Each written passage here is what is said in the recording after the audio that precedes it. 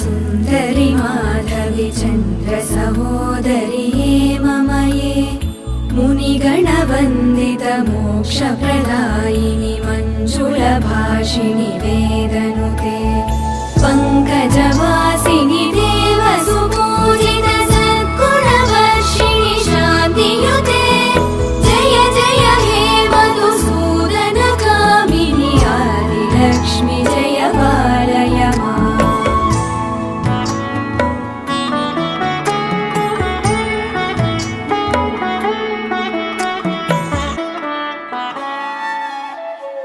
अयि कलिकल्मषनाशिनि कामिनि वैदिकरूपिणि वेदमये क्षीरसमुद्भव मङ्गलरूपिणि मन्त्रनिवासिनि मन्त्रनुते मङ्गल